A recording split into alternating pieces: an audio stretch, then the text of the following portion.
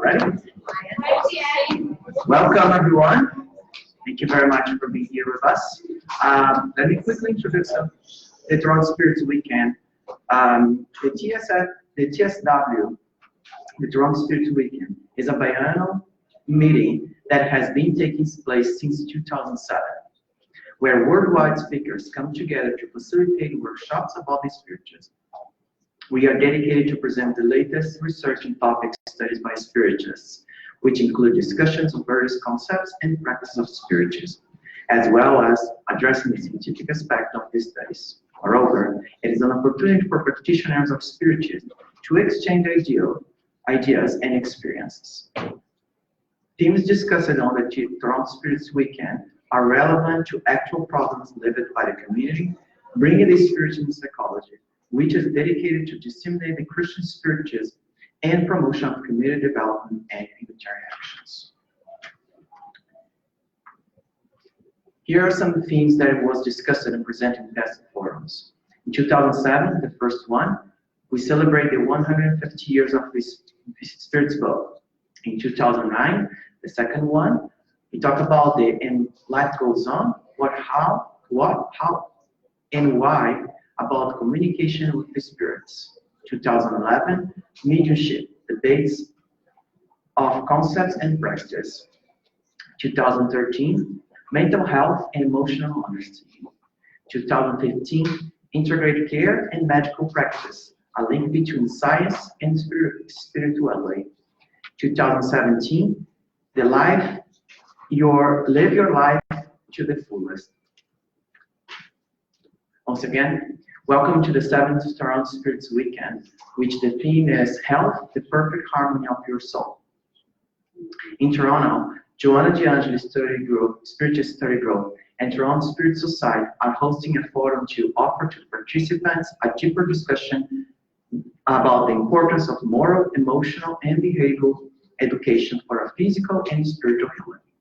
Our thoughts are a life force that generate emotion and feelings, which will make us to react or not. It is extremely important to understand that our conscious or unconscious daily behaviors, mental and emotional state will react in our body with profound metabolic and imbalance resulting in several diseases. Actions from this life or past lives are requested to be resolved for the sake of better health. There are 5 lectures scheduled, which will be followed by a period when questions will be taken from the audience. We also have the lectures being translated to Portuguese. If anyone needs the translation, please go in the reception and we can get you the phones. Okay. This year, the Toronto Spiritist Weekend brings an innovation, the TSW Kids, which will be kids from 4 to 13 years old on the activity tomorrow.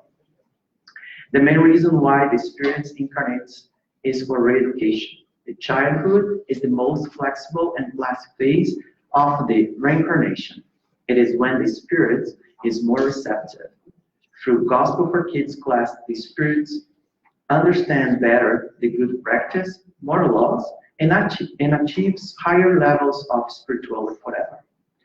We hope that at the end of these 2 days of the event, each of the participants will have the rare opportunity to get to know each other more intimately. Understand that in the modern holistic therapeutic concept, the emotional states of the cellular fields are not separated by identified metabolic disorders and the malfunctioning of the human body, confirmed by recent medical scientific studies and research. It is our pleasure to welcome you all to the 7th Toronto Spiritist Weekend. We're going to have now the lecture from Marco Magalhães on the spiritual and physical pathologies of disease. But before we do that, let me quickly introduce our friend Marco. Marco is a clinician scientist and assistant professor of the Faculty of Dentistry, University of Toronto, and staff of the oral pathologist at Sunnybrook Health Science Center. With 12 years of research experience focusing on cancer and cell biology, he has made numerous contributions to our understanding of oral cancer. Dr. Marco started studying Spiritism 10 years ago, actively involved in the Mediunistic Committee activities at the Toronto Spiritist Society and Kardec Radio. It's with a great pleasure I introduce my friend, Magalhães. Thank you.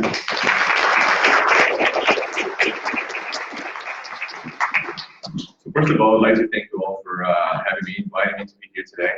It's a great honor and pleasure to be here in my hometown and in events co-hosted by the Spirit Center of the city, the Toronto Spirit Society, and the Toronto Spiritist Group. And as you can tell, the title is already a test for whoever's presenting me. So if you missed the title, Genesis, already, going to learn today. So Max is a good friend of mine, you can tell. It is very important for us to understand these two concepts that are forming the basis of this disease mechanism, right? So we're looking today at pathogenesis, basically is the study of the pathos, which is the disease process, and genesis is the formation or creation of that disease process. So when you're looking at pathogenesis, we're actually trying to understand what are the causes and the development of a pathological disease or process, right? And the spiritual perspective out of this will be coming primarily from Kardec, and most importantly, the book Genesis and the Spirit's book. But also, I'm going to bring it in Andrea Luis through Evolution to Worlds, and a few stories from other books that are going to be serving as a way for us to understand what's happening, right, from the physical body and the spirit. Okay, so let's talk about a little bit about the two different aspects here, right? So, very important to remember what Paul told us. Do you not know what your body is a temple of the Holy Spirit who is in you, whom you have received from God, therefore honor God with your body. And I think that was a very interesting warning Paul gave to the Corinthians, of the idea of protecting these two different components of our existence, which are, the spirit, which actually who we are, and the body, and how, that relationship is important to, in our honor to God. In other words, like how can we use that as a way to develop ourselves, okay? So medicine has evolved a lot in developing an understanding of the human body, and as you can see, this interesting image here, you can see the decomposition of the physical aspects of our body, right? And important to see a few things here. It's obviously very complex. It's an incredibly complex machine that we use to grow and to interact with this world when we're incarnated. And we're actually directly part of this planet that allows us to be here, planet Earth. And every single component of that body has been taken on from the matter or from the material aspects of this planet, and they will come back to it.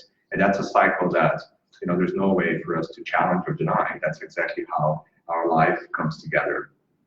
We also know that if you look carefully at those multiple layers of our body, most of the same elements that were present here when dinosaurs were alive are still present on us. So technically, we're actually a little bit of dinosaurs too, if you think that way. The same carbon atoms that were part of those bodies are actually part of us. And the word renews itself. So that's the perfection of our creation, right? Now, moving one extra layer here now for the mechanisms of the disease. So as we know that our body is this incredibly complex machine, we're now governing approximately 37.2 trillion cells at any single time. And you guys can imagine how challenging that is. So each one of those cells that are part of our body are incredible, complex, living entities. They are developing and having a specific function into a larger body, which is the cells. So each one of those cells, trillions of cells, are regulated directly by us as a spirit. So thinking to you about this way, so it's almost like you're governing this entire universe of cells that are working together to keep you alive. Obviously, this mechanism can go through some processes where what you expect, homogeneous, like the process of natural history of that process can be altered, and that's what we call disease, right? So that's the disease process. If you think about the so many layers that we looked before, how bodies are formed through tissues and muscles and skeleton and everything working together, to go one step later down now, we're looking at the different cells and the differentiation of cells through the body. And even if you go one step further, that's where my research is, like look at the molecular pathways that are regulating this entire system. Now just try to take a deep breath and think about it now, how complicated that is, right? So think about you taking care of your own family household and kids and things and work and that. Now try to translate that to 37 trillion cells working together, right? So that is really the beauty of the creation and how us as a spirit can regulate that entire process. But as you're probably thinking right now, so how do we do that? That doesn't sound something very easy to do. So each one of those little cells have a very specific function in our body. And thank you God for that, right? So we all come from one single cell. And the process of division and modifications and all sorts of maturation process that occurs allows us to be here today looking at this and interacting with the world, because our spirit is what's doing all of that, but we use those cells as an intermediary for that. So obviously many things can alter the way those cells respond, right? And that's the scientific understanding of the disease process, right? So we have things, for example, called germline mutations, which are mutations that occur very, very early on when the cell is really, really just like a little cluster of cells, or even before the first cells forms. And those mutations will be present in every single one of our cells later in life. And those mutations can sometimes have a specific change that manifests our bodies of disease, right? There are many, many, many diseases that are generated that way. Right? We have spontaneous mutations. Those are the ones that occur through our lifetime. And some of them can have catastrophic manifestations in our body. For example, things like cancer, for example, are associated with increased frequency of mutations, right? And we all kind of understand a little bit about it. It's simply saying that the little genes, the little sequence of DNA that regulate our cells can be changed, and those changes are rarely positive for us. They're normally negative, okay? So we have a lot of environmental factors, right? We all heard about smoking and cancer, right? I think we all heard about that, right? So if you look at the distribution of lung cancers, for example, which was the very first one associated with that, and the frequency and load of smoking in our population, you see something quite interesting, because exactly a few years after the explosion of consumption of cigarettes, there's proportional exposure in the number of lung cancers, right? And if you think about it, that was the very first sign that there was something wrong, right? So that factor was actually creating this disease. There are so many environmental factors here, right? We can have an entire 3-hour lecture just to think about all the potential factors that are associated, but I think smoking is important. In summary, like everything you do that attenuates or decreases the ability of your body to function is somehow affected, is somehow related to a disease process, even if the disease doesn't really manifest itself, right? So smoking and alcohol is here, like nutrition, obesity, and that's all like, this is now very well reported in the literature, for example, so you guys have a perspective. So obesity is associated with up to 60% increase in death rates from cancer. Cancer is one thing, but now metabolic syndromes and obesity can also make it worse, right? So there are many factors associated with it. So it goes back to nutrition and how well we're eating, what we're doing with this incredible machine that we have.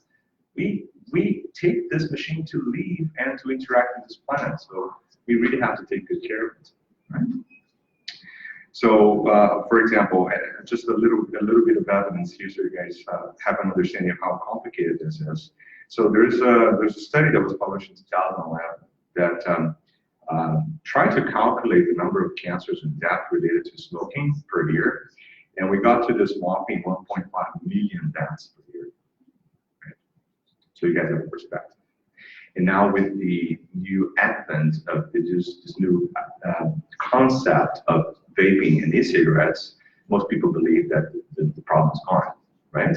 Just now, we just woke up a few weeks ago to learn that there's over 1,000 cases reported in the United States of vape-related critical illness of the lung it can actually cure. And not only that, there's no evidence that the cancer case of any of that's going to change, that we don't have time or data to support it yet.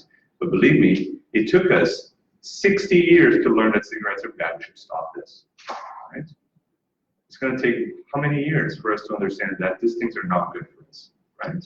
So just a little warning there. Chronic inflammatory conditions, for example, inflammatory bowel disease, for example, is in fact associated with increased risks of several other problems like cancer, Sjögren's syndrome. There's so many diseases there. In general, this is just to illustrate that this complex body that we actually take and we receive to allows us from above, that allow us to interact with this world, is a very, very complex and beautiful machine. It's a sign of the perfection, but we somehow modify it. And these are the modified factors here that affect disease. So if you look at scientific perspective, that's what we're talking about here today, right? So that's the disease process. So if you look at the scientific, there's always some sort of metabolic genetic pathway that is associated with each one of those conditions. The problem that is not necessarily true 100% of the spectrum of us. So I'll give you a perspective here. So you can have individuals who are exposed to the same exact risks, and this has been done by, for example, exposing twins to the same environments, for example, and looking at the perspective of how disease develops in life. And they've shown that there's dramatic differences in one individual to another, although twins have exactly the same DNA sequence in their cells, but they come from the exact same cell. Right? So that kind of proves the point that somehow this machine that we're looking at, that's us, right, is actually not the cause of the disease. So somehow that's actually manifesting who we really are. And I think that's where the Spiritism is now, and that's why we're doing all this. And that's why Spiritism comes in and tells you, wait a minute, we are actually spirits. We're not bodies. It's like you walk into your car and you go in the queue up in the morning and you call your car yourself. You're part of it, you're driving it. The car is a tool that you have to get places. So you're the person driving it. In our case, the person driving it is actually we as an eternal, immortal spirit. Now that changes everything. Because if you're now just focusing again and again and over, and all these pathways and metabolism, all these changes and things that I study, right? And you're taking that and you're trying to correlate all disease process to a particular signature in the genes, that's bound to fail. Because that is not coming from the gene. The gene is manifesting the disease that is on us. Oh, but wait a minute, how's that then? Now it gets really complicated, right? Because we just add another layer to this very, very complex mechanism. Okay, let's try to get that a little bit under control. Okay, so let's look at the spiritual body. And Spiritism is not the first religious, philosophical, scientific view on the existence of some sort of paraspiritual body.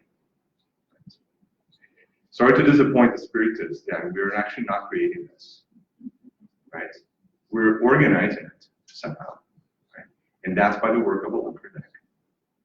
We use method. That's what we just talked about here previously. You use scientific method to combine evidence that was coming out of a place that most people wouldn't even go, right? This is an individual that looked at a moving table and thought that that could actually bring a window into who we really are. Now think about that. It's like me coming here today, it's like, look at that plant. I'm going to look at that plant, I'm going to come up with a whole new theory about the existence of the universe. Sounds completely nuts.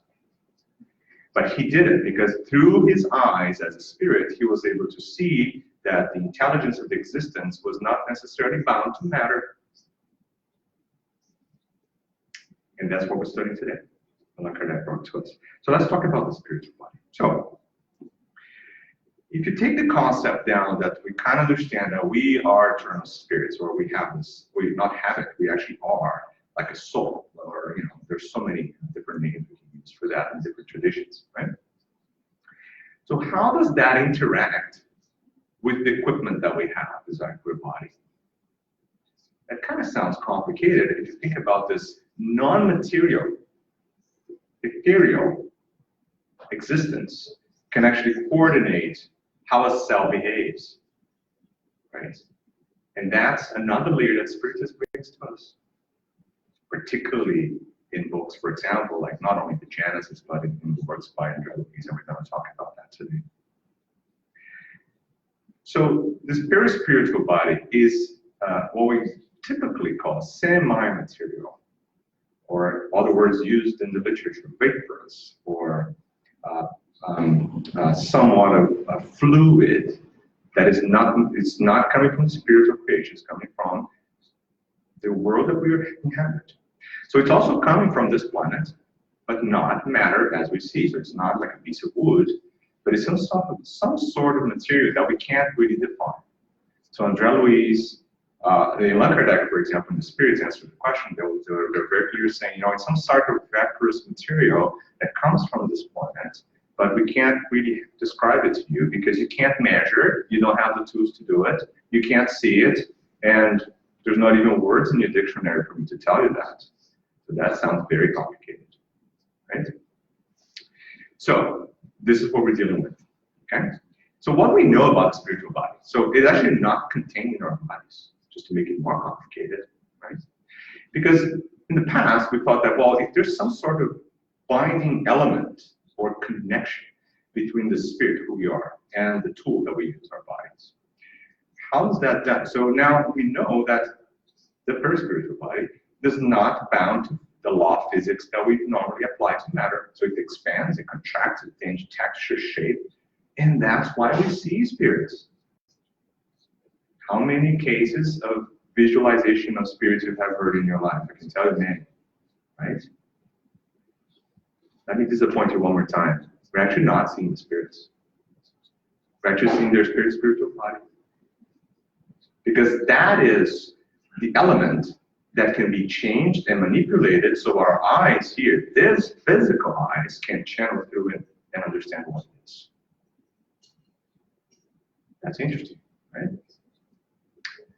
Not only that, so this same perispiritual body has to somehow connect to each one of our cells, because cells, they don't go on their own, kind of do their own thing. It doesn't work that way. They're all part of a whole system. So if you're looking at, how bees work, for example, there's some sort of leadership, and everyone works together to develop that community. Everyone has a role, and you have this very interesting dynamics in society to make sure that that role progresses.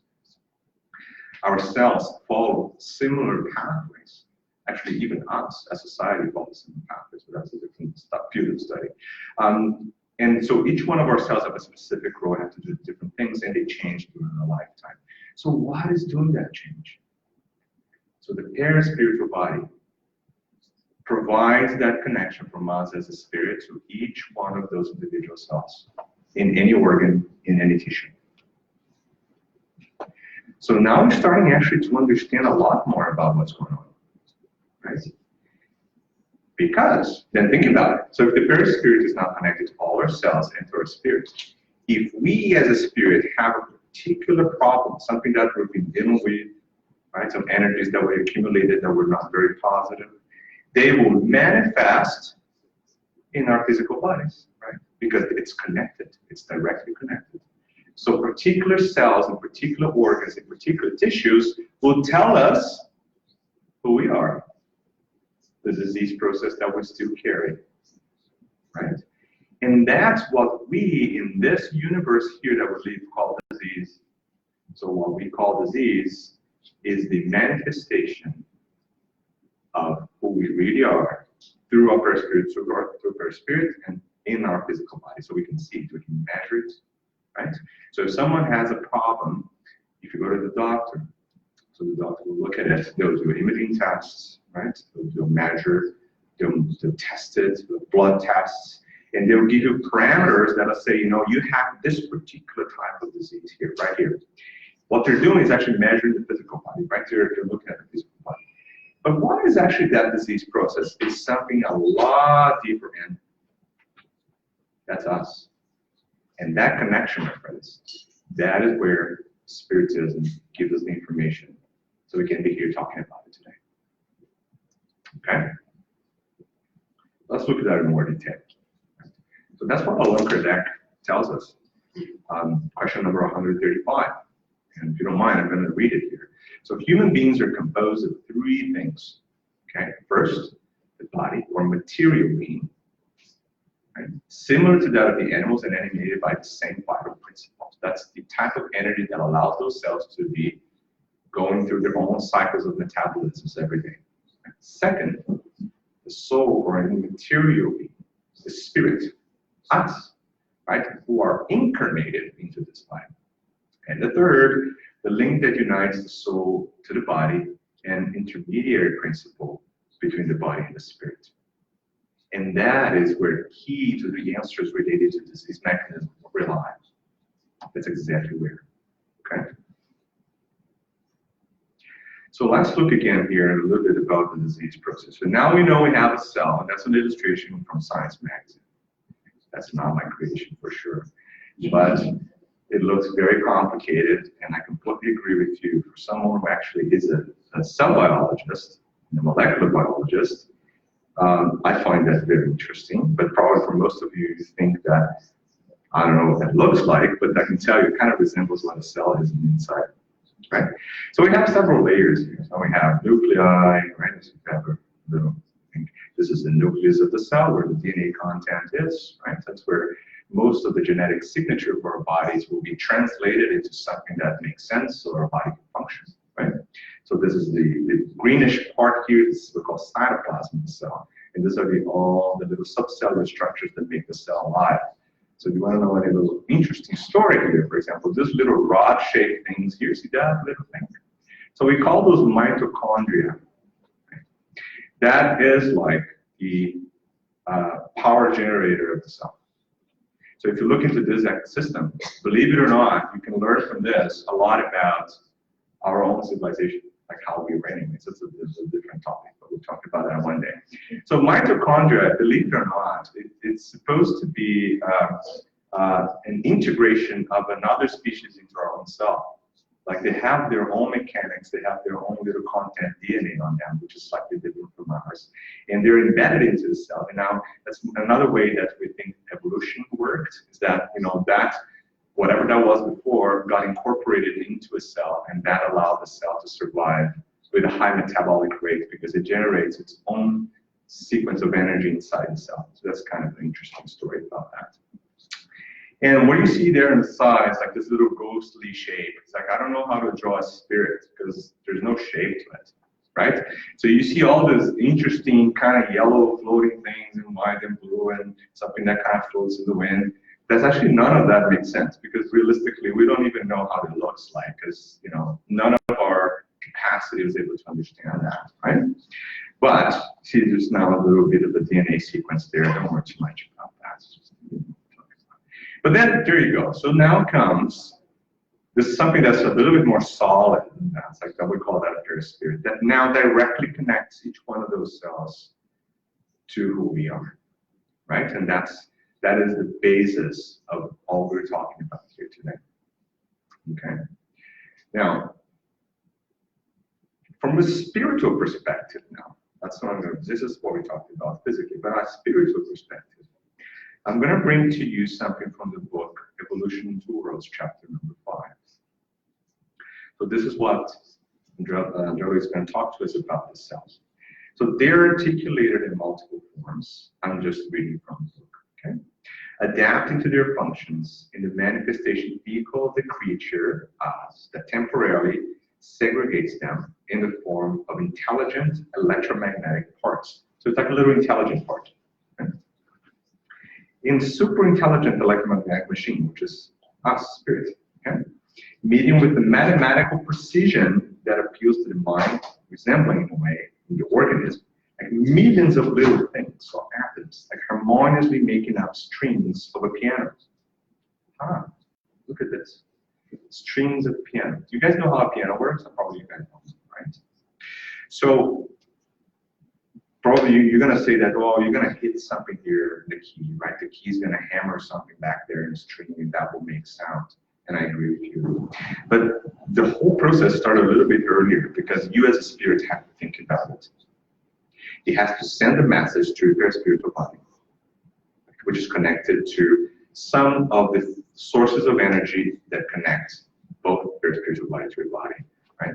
So in that one, the corona one that connects your brain. So your spirit, through your spiritual body, connects to your brain. Your brain translates that into electromagnetic energy that runs through your neurons. Your neurons run all the way through your arm, connect to your muscles in your finger, and then your muscles in the finger decide that they have to contract, and then you hit the key. That's a little bit more complicated, right? So if you're like me and I have no idea how to play the piano, or maybe I know a little bit, but not really. I don't consider myself a player. So I'm gonna hit things completely random, and I'm not gonna make sound out of it, right? But if you're a really pianist, like you don't think too much about it, so you can actually transform that in some type of music that makes us all entertained. So in our bodies, that's exactly the same thing that's happening. So if the cells are not working in harmony, connected through this network of connections all the way to the spirit, and if the end result of that is not a beautiful melody, we're sick. Do you guys see the parallel? So that is where the disease health mechanism starts to connect again between all the layers of our souls, of who we are. Okay? So again, in Evolution of Two Worlds, there's another passage here that I think is interesting, right? So I'm going to say that here, in the perispiritual body is connected, like I said, in a cell-to-cell basis. Individual, structurally, is expandable, plasticity, sensitivity, yes, all of that is property of the perispiritual body. In other words, the perispirit actually does connect the spirit to everything around it, right? You can feel through it, it expands, it shows your thoughts, it does all of that. But when we reincarnated, the body serves as a little shield to that. So then all the senses of the perispirit are now narrowly focused on the physical organs. So that's why when we're incarnated, we can only, well, not only see, but we mostly see with our eyes of the matter. And very few of us will be able to see with the eyes of the spirit, with actually the perispirit, right? Because it serves as a filter. It does another thing that's very important to us. It kind of blocks us from accessing a lot of the information we have from our baggage. Can you believe if you're able to remember everything you've done wrong in your life as your existence as a spirit, and then you incarnate again and try to fix all those problems? I'll give you an example, right? So it's Friday afternoon, okay, you're working, and all of a sudden you do a big boo-boo in your work, okay? So you always have that decision. Should I stay late and fix it? Should I tell my boss? Should I just go home and kind of figure it out next Monday? Okay. Let's say you decide to forget about it and go back next Monday and fix it. Okay. So what happens to you during the weekend?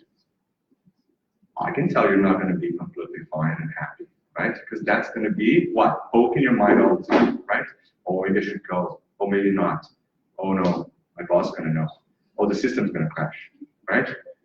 What's going to happen? Now, imagine this. Imagine when you incarnated again, and not only that boo-boo you did on Friday, but everyone you did in the multiplicity of existences we had, all come and poke your mind every night.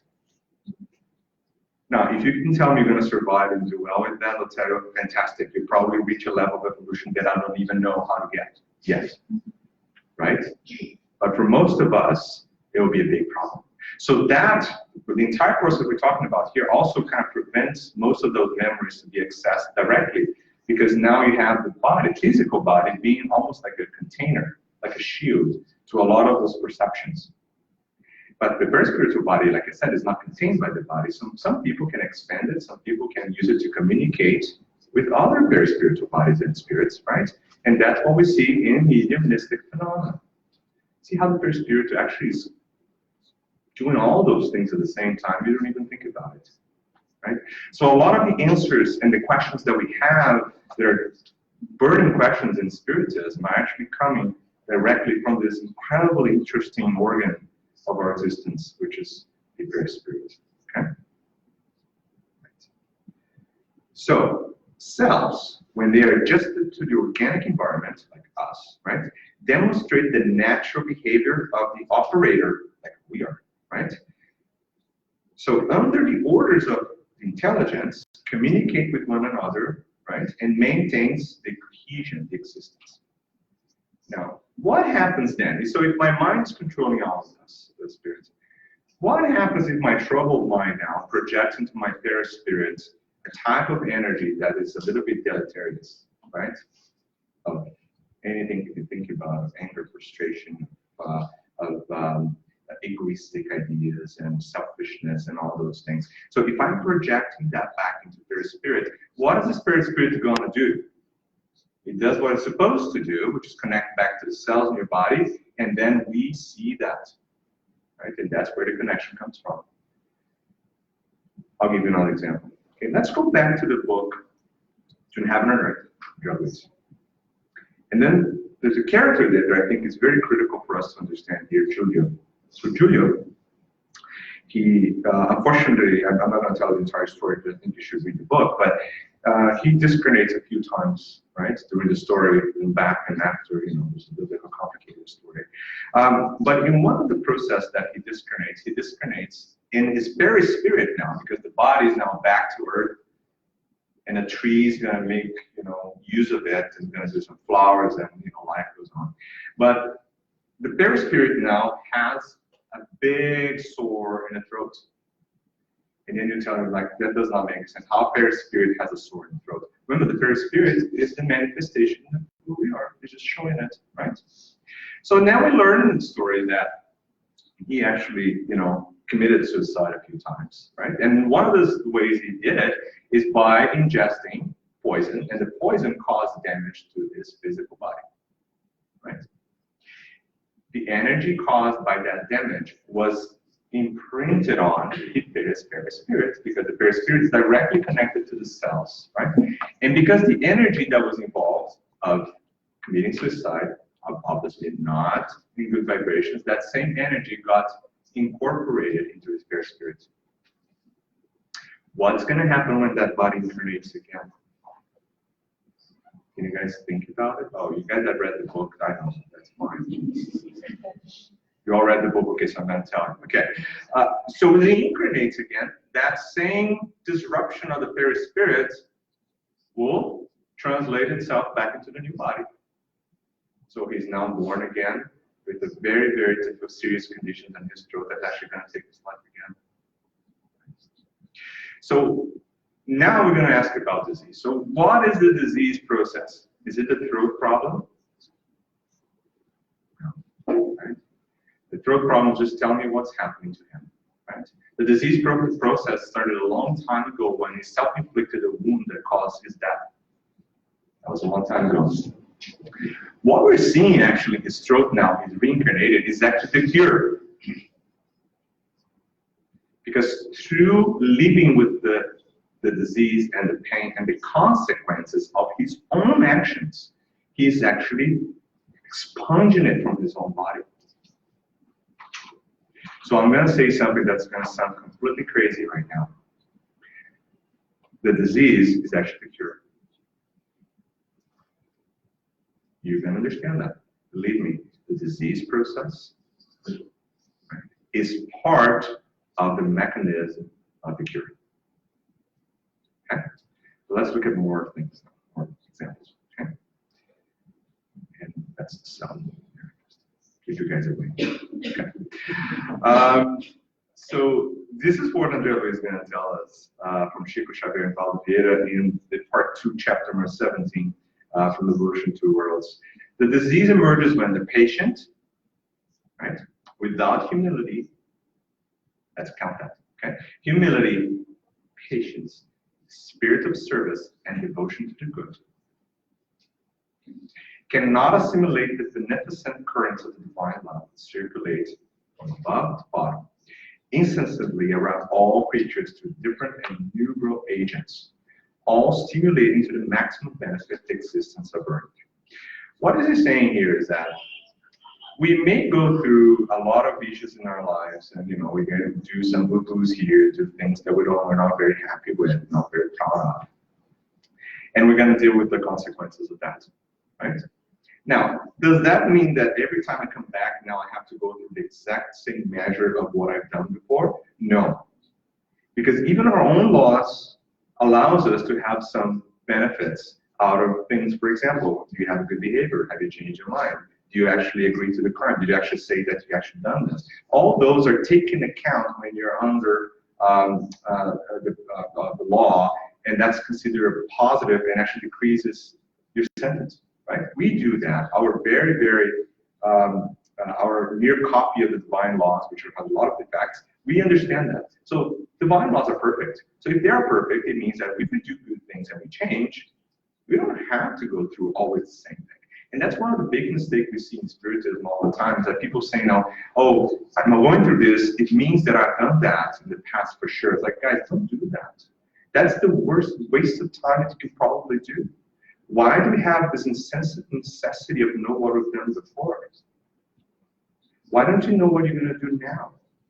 Because if you know you have a problem, let's work on it, right? Trying to find the reasons why you have this is a completely waste of your time and energy. Okay, and what Andrea Luis is saying here, like, if you have the humility of understanding that, yes, we're not perfect, we do a few things that are wrong, right? Maybe more than a few times, maybe. If you have the patience to go through the consequences of the things that you've done, if you put into practice the spirit of service, which is the basis of Spiritism, without charity, there's no salvation. There's nothing more perfect than that. Charity means that it's the love in action. So the action of loving, or putting to service, a spirit of service and devotion to do good, right, is what eventually is going to take you to the pathway of purity. Because you're going to obviously receive what you ask in your prayers all the time. So here I'll give you a live representation of us praying, okay? So this is what I say, dear God, a lot of things, help me go through this moment, right? I really need your help, and you're almighty. Please help me again, because I'm in a lot of trouble, right? Okay, thank you. And then I go out. What do? I just finished praying, right? Did I change? Did I do anything good? Did I put my humility in practice? Did I actually help someone? Did I do anything positive? So I'm actually blocking the only answer that I asked for. That's completely nonsense. So it's like Marcia talked to me. Marco, I need help, a lot of help with doing this. And then he turns around and goes away and does the same thing. And I'm like, I don't know what you're talking about. And you're like, I'm going to help you. And then he runs. That's what we do. That's what Andrea is saying here. If we don't open the channels to connect with the above, not God, listen, God is like sending love to us through eternity, a gazillion amount of it. And we're like always like hiding away from it. And then we go there and ask for it and hide again. Like, that doesn't work, right? So that's what Andrea Luis is saying, like part of the process that we're talking about, okay?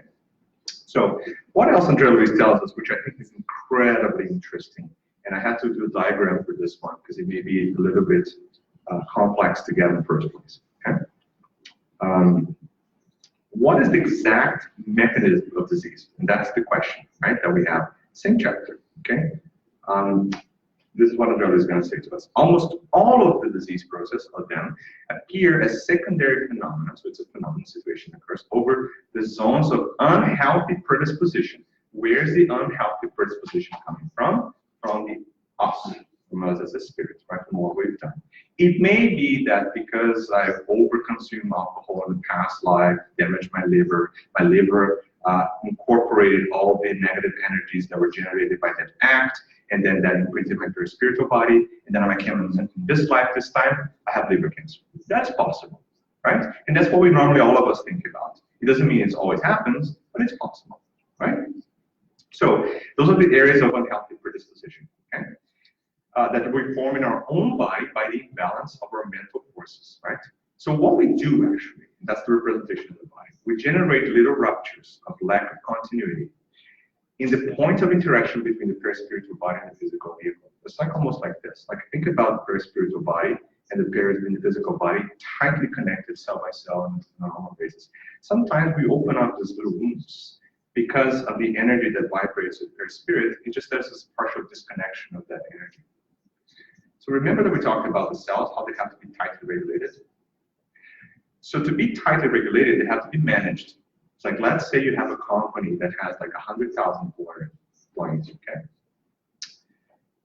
If you don't have in place a very, very professional, organized, managing system to make sure that every single one of those steps individuals are working together for the benefit of the universe, then if one of those areas fail, then the whole system collapses, right?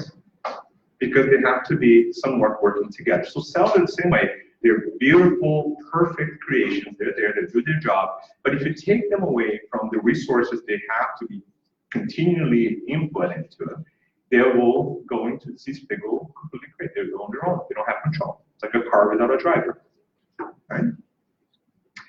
And in moments like that, for example, you increase the chances. That's what he's saying here. Or diseases like cancer developing, which is an abnormal division, regulation of cell development, proliferation, and maturation. Right? That's exactly what happens, right? So I think it's very important because, again, it brings into perspective the fact that the disease process is you have to take care of the 3 layers at the same time, and then we're going to talk about disease management here in a minute. If you don't take care of all that in the treatment's never going to help you, right? And we're going to talk about that in a minute. All right. So one example actually always brings to us, and that picture there is actually from a colon wall. It's like a wall of it's like a scanning electron microscope image of the colon gut with bacteria on top of it. So all those little colorful pink rods, they're actually bacteria, right? And the little round things in the background are the cells in the background. So bacteria do live in our body quite a lot, actually. If it wasn't for them, we wouldn't be here today. So when we say we're actually taking care of bacteria in the body, be careful with that statement, right? And I've heard of that of a lot of practitioners in alternative things before saying, oh, your body, you have acid-producing bacteria in your body. I'm like, thank God, because if it wasn't for that, a lot of the mechanisms that are actually normal balance for our body wouldn't be functioning, right? And sometimes there's an overgrowth of that bacteria. That's what we have to take care of, right? It's a little bit of a different story. But this is what he tells us here. So now our little diagrams that are showing the spirit, the little shady existence, like disappearing kind of boundaries there, the perispirit in the middle, and the physical body representing that. And then the answer is that tuberculosis, leprosy, for example, brucellosis, all those diseases that he's bringing together, and many other diseases can be explained by that rupture in the connection between the perispirit and the spirit and the body, right? Because if the cell is now not regulated by me as a spirit, then it cannot fight an infection properly. It can't do that, right? And that's how the disease mechanism starts. That's from chapter 17 again, Evolution to Worlds. Okay. So let's look at that now in a more organized way before you guys say, well, what are you talking about? I don't understand. I'm lost 5 slides ago. So let's go back and put it all back together. Okay.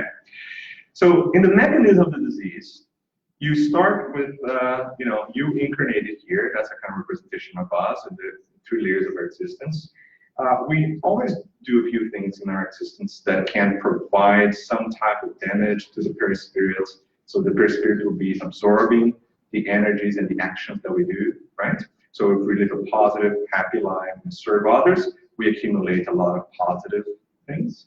If we don't do that, we accumulate some negative things, and that will be taken when we disconnect. So this little stage here now, we don't have a body anymore. The yellow kind of orangey thing is the body. So here we are, perispirit and spirit, when we're disconnected. See, our little problems continue, right? They're not going to go away. That's who we are.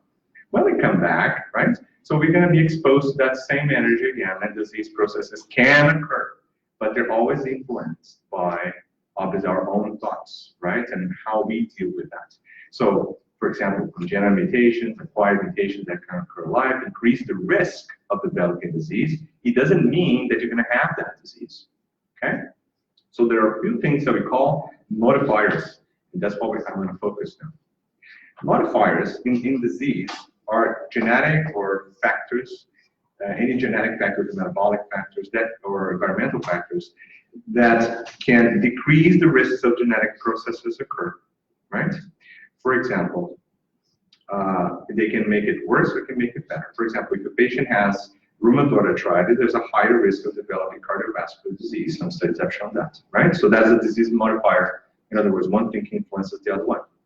But the positive also works. So if I have type 2 diabetes and I develop a modification in my diet, exercise, and all those things, then there's a positive modification of the disease process, and then I may not even need treatment, right? Because I can control that process. So these disease modifiers are very important, and we know them very well in the literature of medical science. But there are disease modifiers in the spiritual world. Yes. I know you can think about that, right? So what do we just learn about Kardec, and let's go back to Jesus. So what are they telling us? It's like, you really want to move on and evolve morally and spiritually. You have to do that by helping others, by, living a life that follows the law of love, right?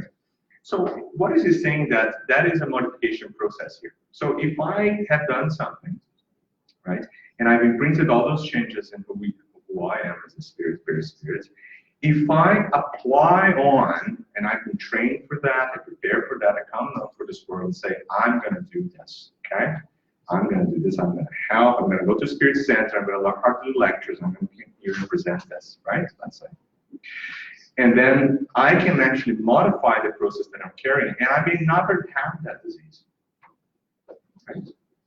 And again, that's where Spiritism is bringing such a lot of information for us, because that's the consolation part of the process. Because we have to stop victimizing and say, oh, I'm so bad, I can't do this anymore. That doesn't help, right? So Spiritism allows us to look at this and say, yes, I take responsibility. That's something I do. I'm going to fix it, and I'm going to work really hard to do it. I may not fix it in this way. I may not fix it in the next one, like Judah, for example. But I'm 100% sure, because God is perfect, that I'm going to go through this and I'm going to be a better person out of it. Right? So, Jesus' word, Evolution to World says again, so symptomatic or asymptomatic diseases can occur, stabilizing or irradiating, right, according to the predispositions of the mind. So I can make the disease worse or better, right? So that works or not to redo the organic defenses, for example, against infections, right? The readjustments, right?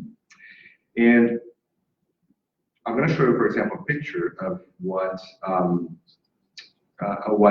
diseased cells and normal cells look like in a minute.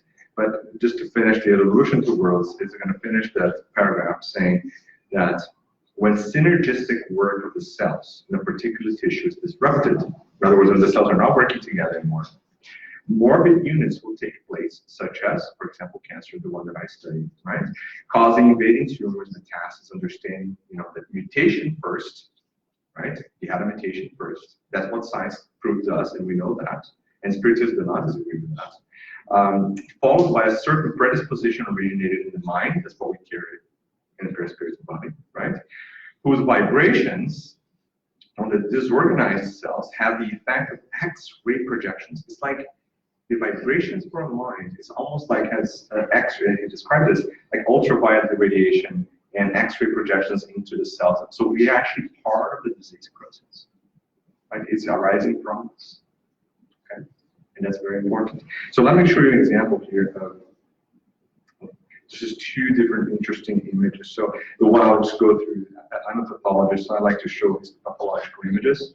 So if you guys don't like pathology, ever study pathology, close your eyes now, and you can come back in a few minutes, okay? All right, so this here is normal bone. So this nice layered pink material here, that's bone. These tiny little cells that are tucked in there, those are their osteocytes. And they live in little cozy lacunae. That's exactly the name of it, so lacunae. And they're happily ever after, right?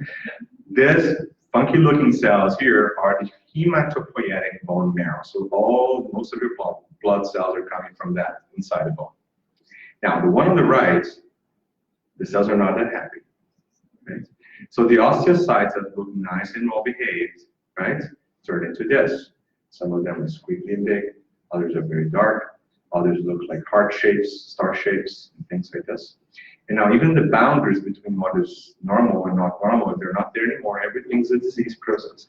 So all the cells in this area of rupture now have gone into completely alternate way of development, right? That develops a tumor right there. So at the cell level, we can identify that. And at the spiritual level, we can also treat it.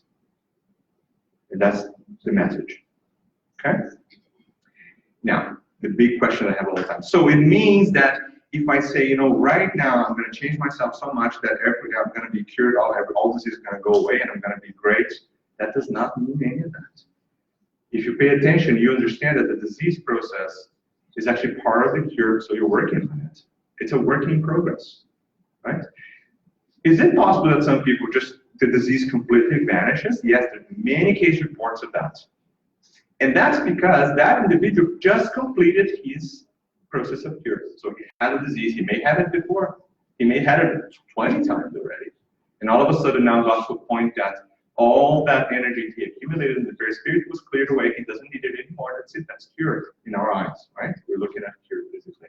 In some individuals, you can change yourself now, it's gonna really help you and cure you, but may not be tomorrow, right?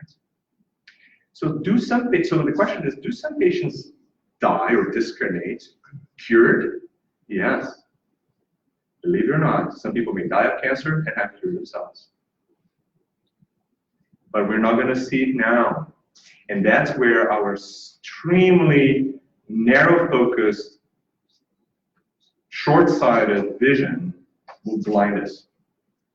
Because we're always going to see a patient with a disease as an individual that is being suffering, and that is a consequence of some type of punishing from somewhere. And because I'm seeing the disease process and I'm not looking at the spirit, I always think that's bad. If I had a chance to look at that patient in the spiritual world, they may have already been cured. And when they come back again, they're done. But I cannot see that. And that's for all of us need to really think careful about what we really call disease. Do people have diseases and kind of get worse? It's possible, right? Because believe me, when we discarnate, we go up there in the spiritual world and we say to ourselves, like, listen, I discarnated because of this, you know, through sorrows and things, you know. It's not like me that probably went to the abysms and kind of was swimming in the mud of the dark ages until I decided to come back from there. But, you know, eventually, sometime, then we're going to get out of there and say, okay, I'm going to change. So we go to school in the spiritual world. Yes, we do. We go to university, we go to school, right? We prepare ourselves. They give us lectures on how to be a better person. We do. And then we know what to do. We're going to sign this little contract, say, me, Mark, I'm going to come back, and I'm going to devote my life to spiritism because I've done so many bad things before. So when you look at me, don't look at me as anyone special, better than anyone, quite the contrary, right? I've probably done a lot more than most of you. Marcia agrees with that. So we're here. So I signed my contract. And believe me, right now, I'm probably fulfilling only 1% of that contract. Maybe 0.5. No. Right? But most of us will sign the contract, and when we get here, and then we have to go through specific things because we're carrying that on us, right? And then when we're faced with that challenge, what we do? Like, God hates me. Oh my God. Helping God, but you hate me. It's a crazy relationship, right? Why am I going through this? That's the common question. Why am I going? So instead of questioning, why am I going through this? Why don't you ask, what do I need to get out of this? Because if you keep asking yourself, why am I going through this? I can guarantee you that's, again, probably one of the most ginormous wastes of energy you can probably have. Your mind is going to be focused on this, and it's not going to take you anywhere. Because we know what to do. We know what to do.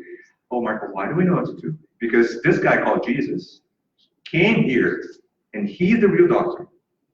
And he didn't write a book about this. So what he did, he lived through what we experience now. And he gave us like an example action, like this is what I'm doing. And if we follow those footsteps, then it's guaranteed that any disease will go away. Right? That's a little contract we sign. Now, how many times we sign a contract, come here is like, okay, I just rip it right away. I don't like this thing. Most of the time. And that's fine. That's the stage of development we are. So it's not to panic and say, okay, this is the end of the world, right? We're going to have another chance, but let's start working now. Because the second biggest mistake with the Spiritist is to say, this I'll fix next time, right? Because we come back, right? We come back multiple times. Say, you know, that's okay. I've been doing this for 1,000 lives. You know, it's fine. I'll take one more, right? No, not supposed to do that. Okay. All right. So let's see some examples, right? So we'll see some examples from chapter 20 now, the evolution tool. So the journal is bring some relationships, so we kind of understand what's happening between what happened before their spiritual body and then the new incarnation. Right? For example, individuals who have like suicidal wounds to the heart, right, can come back. For example, right, and this is not like 100% all the cases I explained to you, but bleeding problems, diathesis, considerable loss of elements of the blood, for example, parathrombin. Reborn with treatments to recover from the spiritual body of dystonia, for example. There's all sorts of things that can manifest itself in the next time you come back because of the actions you've done before, right? So what you're seeing here, so all those disease processes is actually part of the cure for that individual. They're going through that so they can expunge themselves or clear themselves for the action that they've just done, right? So self-poisoning, for example, the case of Judy that we just talked about. So hematopathology is disharmony of the bone marrow, anemia, low or high rich immature blood cells or red blood cell counts. Those are all consequences later on that affect the hematopoietic system because of poisoning that you've done before, right? So that's one other example. There's a few more, so we can go through this. For example, voluntary disruption of the skull. That's pretty much like blunt trauma, like jumping out of a building or something like that. So fall from great heights, right? Addictions of feeling and reasoning. It's not only addiction of drugs only, right? You can have all sorts of addictions, and Vanessa can talk about this, but I'm not the expert on that. So, for example, individual voluntary disruption in school can come back with cerebral arrhythmia, newborn patients with eclampsia, tetany, lactating babies, for example, hydrocephaly, that can be the consequence of the trauma to the head that was done before, right? So epilepsy, cerebral palsy, those are all manifestations, physical manifestations through the perispirit, right? From the actions that were done before, okay? And this is just literally for illustration because it's important for us to remember that, okay? So for example, homicides, suicides, you can have violent deaths afterwards, right? So there's a lot of things. Right, so disease modifiers is what we need to focus on, okay? Let's talk about good things now. Let's be happy, okay? So the question is, what can we do, okay? So if you look at this little interesting cartoon, okay? Chico Xavier, the same book, sorry, well, not the same book, but I'll do another story before. So remember, we're talking about people caring and disease and all that things. So I also think about the example of Stephen, right? When Stephen, Stephen, right? The book, you know. So when he was in the boat, I think you guys remember the story, but I'll tell you. So he was actually now like he lost his land. His dad was gone now because he put fire on someone's very important land. You know, I can read the book, but anyways, now he's treated as a slave in a boat, going to forced work for his entire life. So not a very good prospect, right? So he's there, and he's not revolting, right? He exercises his humility, his patience, obviously we talked about before. And then this individual, which is a very prominent individual in the boat, but falls sick, right? And Not only that, is a very contagious type of disease that, by contact with that patient, he would develop the same disease, and mortality rates were like 80% or something like that. So in other words, no one wants to be close to this guy, right? The guy is, it's literally a big problem. Like, if you go close to him, you're going to probably die too, but he needs help, right? So what Stephen does, he actually goes in, so, I'm going to take care of your wounds. So we're talking about the healing, we were talking about it yesterday on Friday, and I remember that example because we think that what do we do when we're receiving people in the Spirit Center? Remember we talked about that question, right? We need to receive them, right? We need to, what we do. I'm not a specialist. Remember what Stephen did? Nothing. He stayed there with him and clicked his wounds, right? Was he a doctor to do surgery, give him medications? No. He was caring with his heart, right? He was doing that, right? So he's doing something that was fixing himself too. Because when we do those loving actions, actually, we're modifying who we are. And then we transform this little red cloud here, and we'll be a happy face again. Studies have shown that individuals who go through a lot of stress are prone sometimes to develop this empathy and start to altruistic behaviors afterwards. So you're going through a hard time, you may actually be triggered to help others in worse conditions, right? And it's commonly seen that individuals who do that do a lot better in their own disease.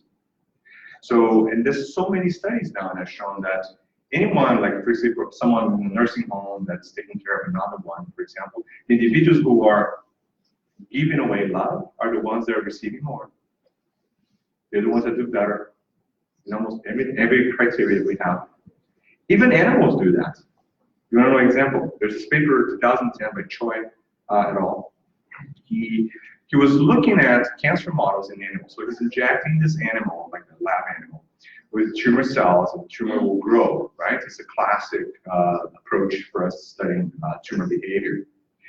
But he did something quite interesting. So instead of keeping the animals in a shoebox case, plastic case, box, that would normally where they live, in this type of animals, he decided to create this 1 meter by 1 meter square meter cage. And the cage had like the water bath, a trampoline, something, there's all sorts of plays and things for the animal to have some fun, right? So it was a very nice environment. Can you guess what happened? The tumor, 80% of the tumors were, these tumors were smaller by an average of 80% in the animals that have some happy life. And what we do to ourselves when we have a disease, we go to the shoebox cage and we cry, right? Asking for help at the same time. We're blocking the help and asking for help at the same time, which can be quite catastrophic. But the studies have shown, so another study, animals that were participating in a study, this is a rat, and if you don't have lab experience, a rat actually quite amazing animals. They recognize you, they bind to you, it's like a little dog almost. So these animals were Marsh was looking like, don't call them rats, it's just like, this is too much, that's fine. So so the study is like they're giving these animals a very high sugar content feed, right, to develop diabetes. And one of the test groups, the experimental group, in other words, the group that had the highest amount of sugar, for some reason failed. So their study was chaotic because everything was working pretty well the way they expected, except one group, that this group did not show the outcome that they were obviously waiting for. So their positive control was done. So the study really comes like nothing published. Right? So they looked back and realized that there's one animal care technician that was handling only one group, is actually the group that actually does a lot better, even the tested group. So the group that technically had to have the worst outcome had the best outcome, even compared to the ones that were drugged, like they were testing drugs, right? They tried to understand what was happening. So the handler was actually patting each one of the animals every day before treating them. So they would take the animal, pat them. They're cute, you can't tell. They pat them, they had fun with them, and then they put that back in the cage, and then they treat people. So she was the only one doing it. It's published in Science. Right? I'll get to the reference in the end because I don't remember now, but I will. Obviously, there was this gigantic outcry from the literature saying, this is absolutely ridiculous, talking about evidence-based, peer review, right? So they've done it again. They repeated it, and now with a perfect approach, right? Because before it was like a coincidence. The results were repeated, and exactly the same thing happened again. So now there's a whole field in science that only thinks about how to contemplate the stress and habitat and happiness, basically, of the animal models, and how does that change results. That works for cardiovascular disease, for diabetes, for cancer. Now, tell me one thing. That's exactly us. That's exactly us. So actually now the model is actually replicating what goes on with us, right? So a little bit of food for thought for you. So let's be happy. Maybe buy a big mansion, put 5 swimming pools. No, that's not what I'm saying, right? That's not what I'm saying. But just think about how you can develop morally to bring back to you what the love is, and then you're going to start to experience that disease process differently. Okay. All right. So what can we do? That's the next step. So favorable behaviors. Sympathy, living the righteous life, love your neighbor. Remember what Chico did? Remember when his dog was killed? I forgot the real story, but tell this. So instead of, obviously it was not easy for him. I can not even imagine someone actually deliberately killing my dog. But, Emmanuel, obviously, give a little hint and say, you know what? You really want to block the type of energy that is now connecting both of you because it's not a positive energy. Find out what she likes the most, your neighbor, and just get it to her. And that's the act of loving will be the solution for the problem. That's exactly what happened. So he worked really hard for that. And he bought the sewing machine. He gave the sewing machine to the neighbor. And he could describe the look of that individual, the energy that was connecting them negatively just fading away right away. Okay? That is cured. Right? That is a mechanism of cure. Okay? Love yourself too, right? Because we talked about that. So when you have a disease process, don't do like the little lab animals that go back to this little small cage and kind of hide away in the corner and complain with God because you're not treated fairly. Because actually quite the opposite is true. Like we're receiving every single one of chances to do better every single second. And if you can remember that and do not mistrust God, because I can guarantee you He's perfect, right? Or he or she eats, right? The way we can't really tell exactly how to categorize it, but God is really behind us all the time, in us, behind us, right? So kind of connected to the creation, right? It's creating thoughts. And finalizing here, so charity and love. That's the message that we learned in Spiritism. Support for others creates protection for ourselves, which is why the principles of Jesus, uprooting from us animality and pride, vanity, greed, cruelty, avarice, right? And exhorting us to simplicity, humility, fraternity without limits, right? Of course. Fraternity without limits, and to unconditional forgiveness. Establish the perfect immunology in our inner life. So you want to fight disease, I can tell you there's a recipe for that. Right? Strengthening the power of the mind, self-defense against all the destructive and degrading elements that surround us. Chapter 4. Oh, but Marco, does that mean that now I'm going to just say no to every single allotherapy-approved therapies? No, that's not what it's saying here. Right?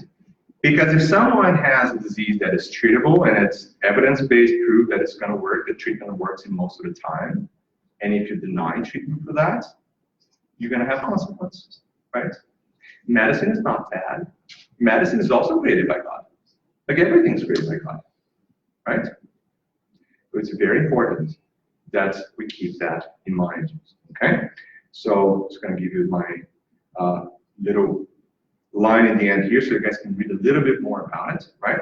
There's an interesting review by Lucetti and Marleni that were published in 2011 that reviews systematic review of numerous publications on all different alternative therapies, complementary spiritist therapy. And I think it's an interesting review because they found very interesting associations. For example, just one of the examples here, many papers that are looking at prayer versus better health outcomes. There's a lot of publications in that with different quality of the papers, but some of them are actually quite good. And remember this, disease is a part of the process of cure. Okay, thank you very much.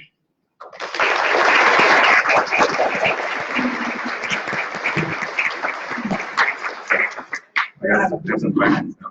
Yeah. Okay. Is there any question? My brother's like blowing my.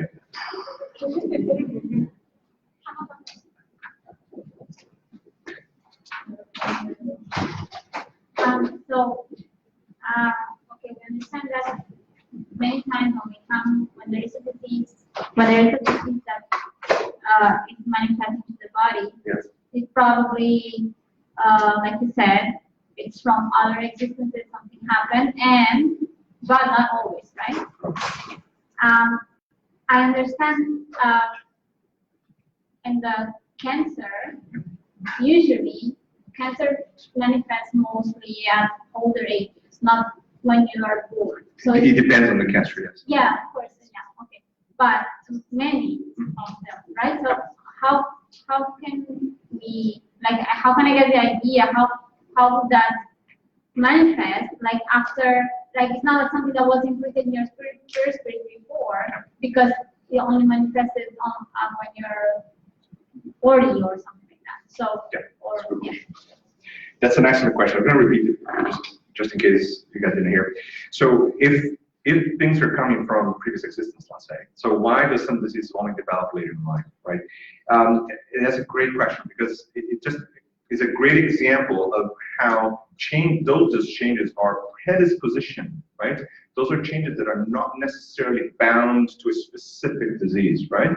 So there are a lot of factors that interfere the development of disease.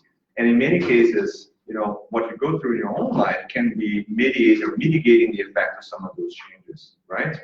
So there are many reported examples of individuals that are coming with a particular devastating type of disease. They change themselves through their own existence. Now, instead of having, like, you know, born without 2 limbs, for example, they'll have like a little pain in the knee, right? Because that was the alleviating factor. And then, so there's a combination of, you know, previous existences and how they will change metabolism of the cells that starts that disease process. That may take a long time to develop. And then modifiers, like what are you doing? In a way, like the environment, what are you drinking, taking, doing, whatever. Like, how is that interfering with the disease process, right? And how have you changed yourself as a modifier, right? That's a spiritual modifier. Right? All of those are combined to give you the end result of the disease. So some individuals may not have the disease. Some individuals will develop a lesser disease later in time. Some of them were going to be born with a catastrophic type of disease. And that really depends on numerous variables. Right? So in cancer, for example, is a great example because, you know, a lot of cancers that occur later in life, they're not germline, they're not coming from mutations that occur early on in life. They're spontaneous mutations that occur through lifetime. And those mutations are certainly changed based on how your spirit and spiritual body interact, or your physical body interact, right? And that may take many years to develop. So we have these random processes that are going to, like, one cell will develop into cancer. Because cancer itself is an extraordinarily complicated disease, right? So our bodies are constantly fighting off mutations in dead cells, and cancer, and all sorts of things. Because otherwise, we all have cancer right now, we're all doomed, right? So our immune system, our bodies are just self-correcting, right? And then what happens is that the predisposition that you're carrying may, for example, alter the self-correction mechanism that allows your cancer to be at bay. And all of a sudden, you start developing a disease process, right?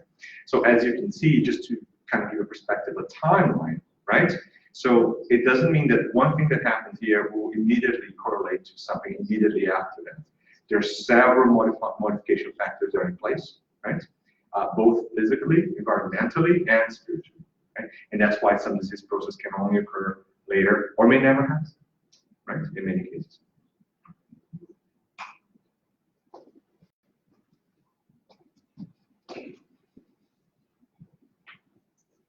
It's only the smell of coffee here that makes me do this, you know. There's a spiritual manifestation of coffee. No. There's coffee outside. Okay. I'm just trying to really kind of connect with, Yes. so I'm really beginner of understanding this. There was a lot of example in the physical development of awareness. Yes. What is also the relation to the mental health? Because Fantastic. Yes. So that is a great question. So when we're looking at, I agree with you. Most of the examples that we have are physical changes to a group of cells, tissue, and organs, right?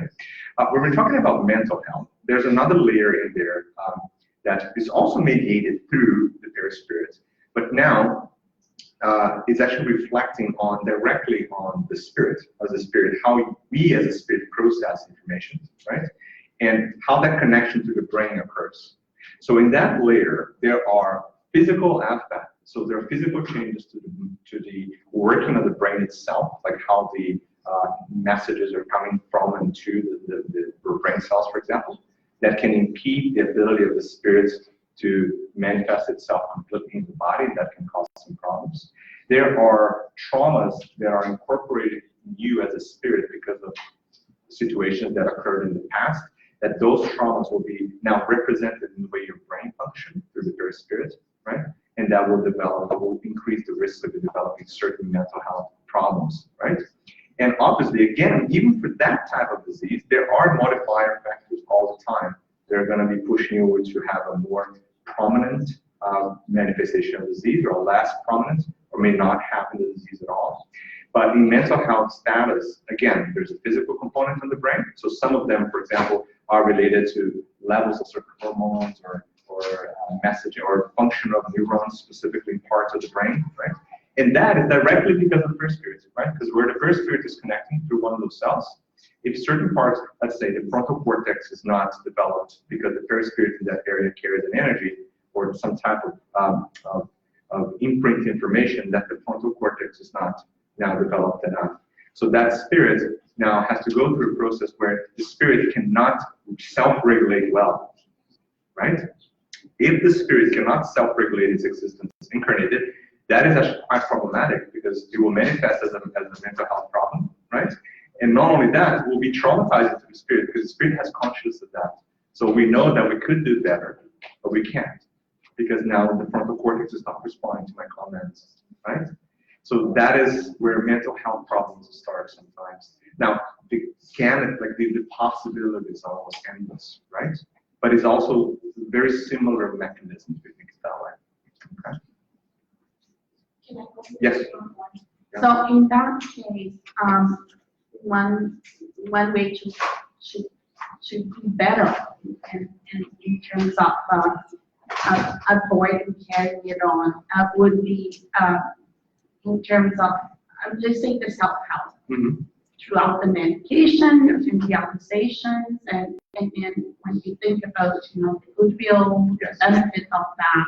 Yes. But if the person is not, due to the mental health, not very conscious in relation to that, what will be kind of I take in there that I think your question is again a very incredibly interesting question, an important question.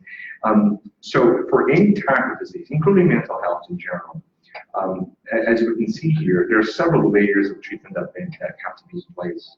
Now, in mental health specifically, there is another component in our standard scientific view of things, because we don't have a lot of options sometimes, right? We use medications that can manipulate some of the brain functions and, you know, excite patients or downregulate brain function so we can treat depression, for example, things like this. But those obviously not treating the cause of the problem, right? They're just changing the way the interaction between the spirit and physical body is. Now, in some cases that's needed.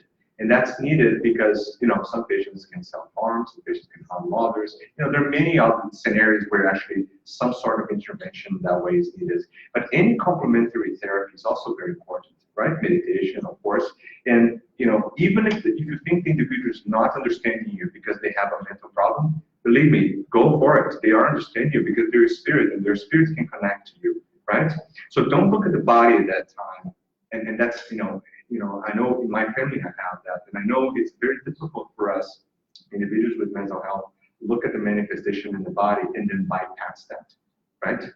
Because in the end, that spirit that's right there behind that body or in that scenario can 100% understand what you're saying, can connect to you. And sometimes, I have letters that I've seen from spirits that went through that and discredited. You see the letters that they write afterwards? I cry all the time when I hear it.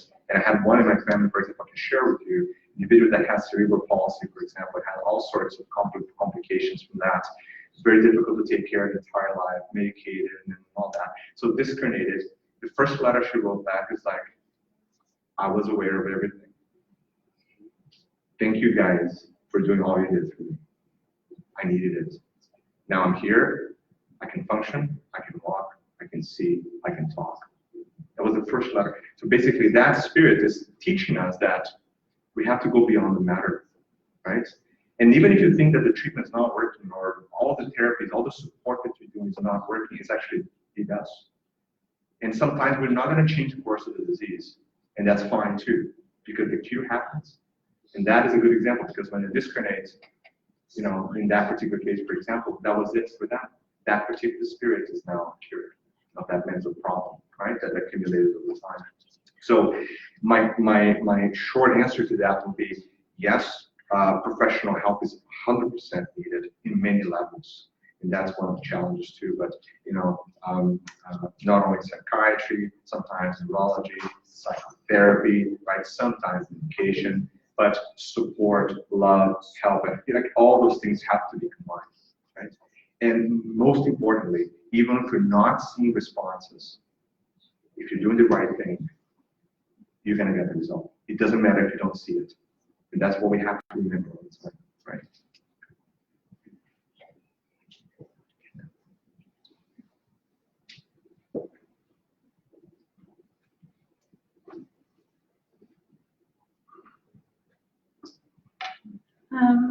As a healthcare professional, have you ever experienced having a patient which you could look into the spiritual side of it and then assisting this person? Let's say talking about spiritism or looking to your emotions, your thoughts, and you had that experience. What was the outcome?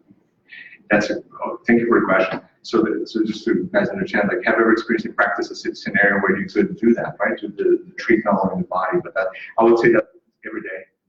That's pretty much it. Like every day, I can actually, help somehow in that level. Now, the beauty of Spiritism is that, Spiritism teaches us like very early on that you don't have to put a banner on top of your head and say, hey, I'm a Spiritist, follow me on Instagram. Right? Maybe. Facebook. No. Because your actions are what's actually guiding who you are, right? And I think that's very important, because I can actually tell, there are many cases that I can remember, but I tell many of my patients that Spiritist principles without actually having to label things and just create a disconnect right away, because true, sometimes it's difficult to approach that thing with patients, right? But I can give you an example. So very recently, I saw this very young lady going through very challenging times. She came to see me because of chronic pain, and I do see a lot of patients with chronic pain, and devastated state in all sorts of senses, right? And just looking directly at her, I could see there's this very clear components. One is like this psychologic and psychosomatic aspect of pain because of the other comorbidities and what she was going through in her life, right? And then the second aspect of it is, as a spirit, right? How could I help that individual as a spirit? And I remember that case was very important because all I had to do was to listen. All I had to do. I didn't have to tell her that, listen, Jesus told us that you have to love one another. I didn't have to say that, right? We don't. Because we can practice it, right? What I did is I just said, you know what? I'm here for you. Sit down. Let's talk. Tell me what's happening. Let's talk about it. And then she was letting go of all that information, and I was like, and the only thing I said to her in the end, have you ever thought about forgiving the individuals that are involved in the story? I can't tell the story, but have you ever thought about forgiving? Have you ever thought about? And I told her, like, I know it's hard. Listen, I have trouble with that too. I have no problem telling my patients that because I do. Right, Marcia? No. So you know what? It's a problem. Like, I know. And you know what? How about, it's very important. I told her, like, it's very important that, not only you forgive, but also look at yourself. Like, you need you to help yourself too. Look, let's do this. Like, and it gave some ideas of how to approach that. So she has a very serious diagnosis, which is unrelated to the visit to see me. So I saw her a couple of weeks ago. Actually, she brought a gift, and she, it was very interesting. She was another person. She had makeup on, but her hair, like, she was blistering with energy. Like, she wrote thank you messages to everyone in the office in Sunnybrook. And I did not do anything for her that you imagine I would do. Like, I'm not going to do a psychotherapy session with her because I'm not a psychotherapist, right? The problem of her pain was actually not a physical cause of pain. I examined her. There was no reason at that moment to see a cause for the pain that was the main concern. But I listened, I cared, and I gave her hope, right? Isn't that the basis of what we do in Spiritism, right? And that's important that we remember that when we look at all this here, you see these beautiful words like, oh, let's do this, let's love one another. So, like, let's in practice, loving one another can be as simple as not hitting someone in the face, or maybe, when you bump into someone, say, don't worry about it. You're loving one another, right? But we tend to make things too complicated, right? It's almost like you have to be a spiritist, you gotta be perfect now. But we're not, right? But we work hard for it, right? And that's what makes us different in a way that makes us try to grow, right, as a spiritist. So in many scenarios like this one that I gave you an example, all I had to do is to be there for her, listen, care, give some hope. And obviously I prayed, like we always pray, right? But I don't have to grab her hands and listen, let's do this little meeting. A spirit's gonna come here and it's gonna do this for you. Like, we don't do that, right? Because if I do that in my practice, I'm gonna lose my license. Right? But when she left, I talked to my mentor, said, you know what? Let's do a little prayer. That he gave me a little hint. And I said, you know what? And then I said, you know what? Don't bring the fish. I'm gonna relax a little bit here. And I just sat down and said, and I asked for that she could bear the situation. She could come out of it. The spirits that were with her could help her, could be helped too, because it was a very complex spiritual scenario at that moment. Obviously, I don't need to tell her there's an obsessor sitting beside her, because I don't think that would be very positive in anyone. But we can do what we know to do, right? And believe me, it's a lot more simple. And it's not because I'm a healthcare professional. Like, you can go in any job you're doing right now, right? You can do it too. You can. And believe me, it's a lot easier and simple than we normally think it is, right? So that will be one of the examples. Yeah.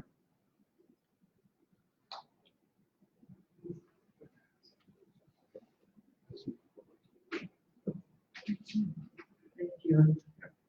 Thank you, Mark, so much for this incredible, powerful information sharing with us here. I'm Guillemar. I'm a health professional as well. I do integrative medicine. And most of my patients I treated infertility issues. So women that are going through a lot of stress, physically, mentally, you name it, Yeah. trying to conceive with that concept that, yes, I can do this, my body has the healing ability to do it, but yet I cannot conceive. So I've gone through a lot of research in terms of the power of the mind and the heart, because in Chinese medicine we connect the heart and the mind as one, because the thought represents an emotion in your heart, correct? So when I go through the heart, expressed as love, and it's all about love oneself. But how can I make that love available? So my question to you is, what are your thoughts in the self-communication, and how can we command 242 billion new cells in the body, the new ones that are born every day. Yeah. How can we command them and through our perispirit to go to the site where the healing is needed and do the healing, right? In case of the fertility, the healing of the womb. That's the first question. Second one is just about how is the spiritual view of wound and stagnation of chi energy in the womb that prevent women from conceiving due to probably abortion or past life experience that they are now able or interested in healing themselves. Thank you. Great, thank you. So 2 questions. So first, what are possibly some techniques of what we can do, right, to help particular organ systems, right, that are under disease processes? So 2 things. So the first one, and the easy answer, is that actually we don't necessarily have to do anything too fancy or complicated and target things too specific. We don't have to get too much into that and take away from the real message sometimes. And I think people doing that all the time, and not only in Spiritism, but also in many other alternative approaches, is that, oh, you have to do this technique and do this and think about that and meditate this way. And so the more you create a particular protocol for doing things, the less of the message goes to the end of that protocol, right? So the most important things for you to remember. So number 1, praying, you know that, we're everywhere. So praying is the amazing tool that will help us do that, right? But the praying has to be done, as you mentioned very clearly, not only because I'm using words, right? But the praying that are really connected to the above. And my question to the patient always in that case, or to someone who's approaching me, is like, first of all, do you know yourself? Like, do you know what's happening? Like, try to think about that, right? After you go through that process, the next step is like, have you ever really tried to connect to God really? Like, have you opened your mind and allowed yourself to receive the answer? Because I can guarantee you that no matter what I tell you here to do this, this, or that, the answer is always around us. The help is always around us, right? And the biggest problem is actually not how to target things, it's actually how to receive it, right? And that's what I try to approach with everyone that I have a chance to discuss this with in any scenario, being a patient or someone who needs help, is that, you know what, we really have to position ourselves in the receiving end and connect, as you mentioned, like our minds or our spirit in that way to the above, so we can allow that energy to really be connected to the areas where now should you go to a spiritual center and healing passes and all those things? Those are great techniques, yes, very important. But if you don't change yourself, really nothing's going to happen, right? Now, the second part of the question would be, very frequently we tend to do things on an outcome-based approach, right? And I've seen that in many spiritist lectures or places that I've visited to, and talking to people. It's like, there's always this thing, I'm doing this, and I have an outcome in mind, right?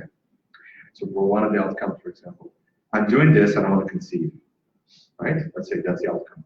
Right?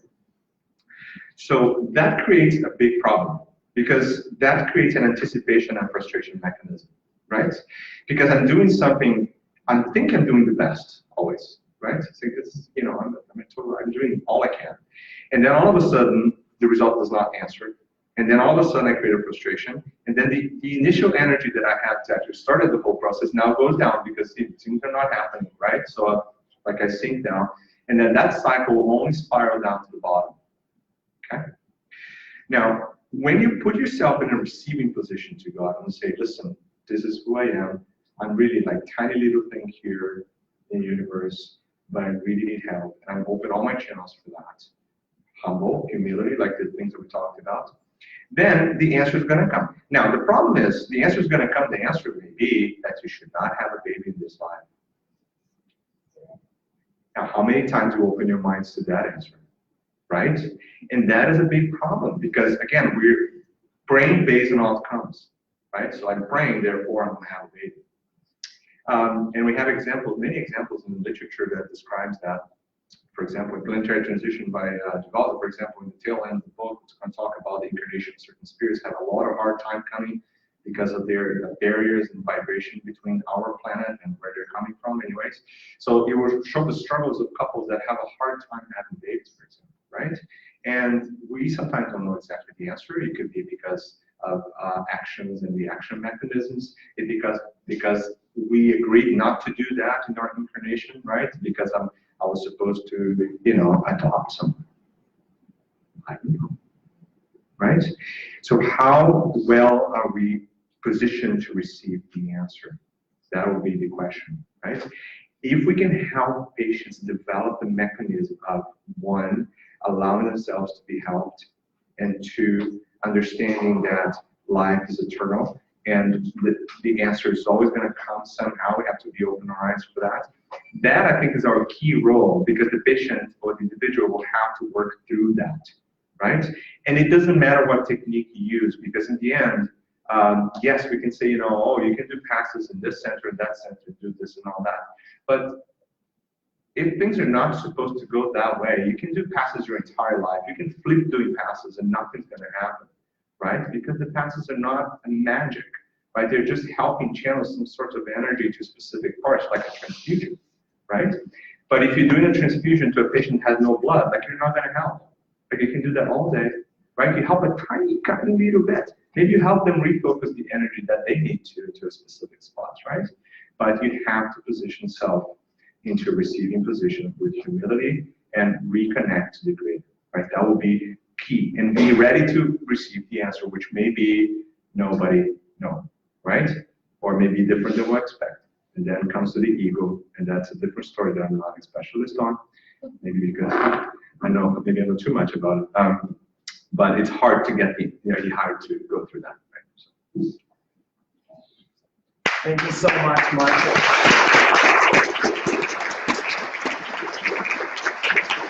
I appreciate your time here. Thank you so much. So we're gonna have another break now. We are coming back at 5:45 for the last lecture of the day. So take a break and let's come back 5 minutes before. So 5:40, back to the room so we can get started. Okay? Take a break. Yeah.